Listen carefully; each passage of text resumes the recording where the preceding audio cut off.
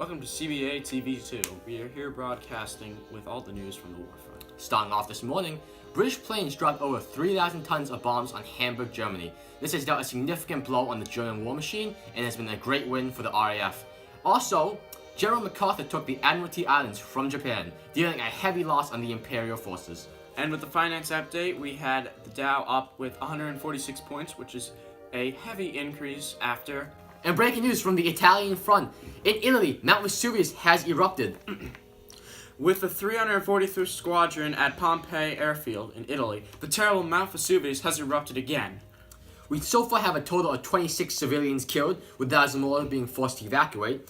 This is the most recent activity from the iconic volcano that took out the ancient city of Pompeii years ago. The most recent known volcanic movement was February 23rd of this year. With the collapse and failure to hold basic civil services, the Allied forces have stepped in for the Italian government to evacuate citizens from the area. Apparently, all military forces have been evacuated from Pompeii Airfield.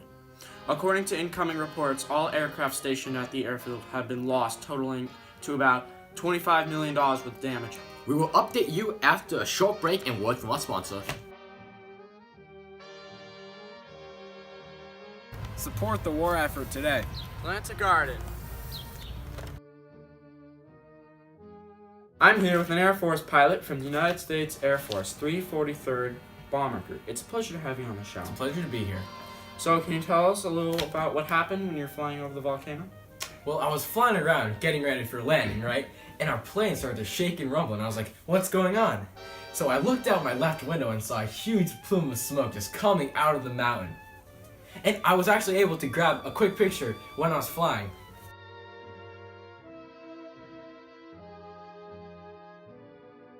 Was anyone from your squadron hurt from this huge explosion? According to my commanding officer, no lives were lost at the Pompeii airfield, and the only injuries were a couple sprained ankles and cuts. It's a good thing no one was hurt. Was there any property damage? My commanding officer estimates that there was around 78 to 88 planes destroyed by the volcano. Vesuvius explodes. Italy's historic volcano bursts into the most fearsome and devastating eruption in 70 years. Over the fiery crater, a great pall of smoke and lava dust spirals into the sky, a giant specter of endless grief for the Italian people. And we're back at the studio. Today we have Professor Avakian here, who's going to discuss with us the recent occurrences at Mount Vesuvius. Thank you for having me on, Arron. Of course.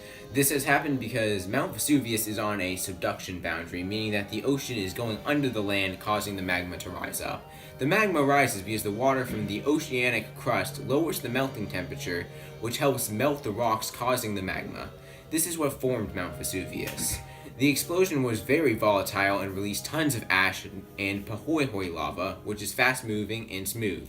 The eruption from the volcano is what is known as a Plinian eruption. Soon a lava flow began to form and flow down, as well as a pyroclastic flow.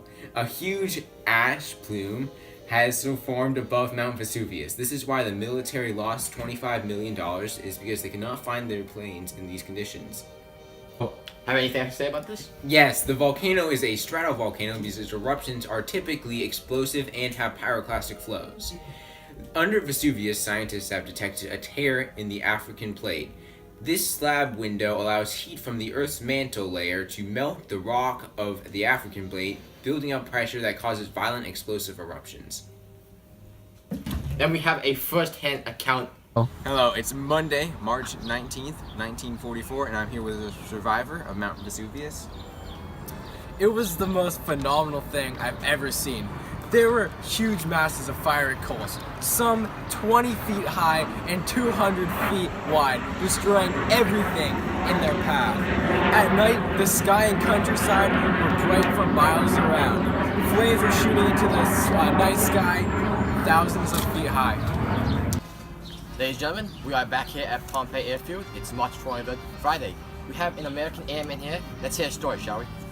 Everything had a coat of black, just like snow. Yesterday, I rode into the town that was destroyed by the flowing lava, and apparently the lava had come to a stop, but the devastation was terrific. Tonight, there's been a lot of lightning coming from the crater and infrequent blasts. I learned from an Allied military government officer that 72 planes, which were B-25 bombers, were destroyed by the lava on the Pompeii airfield.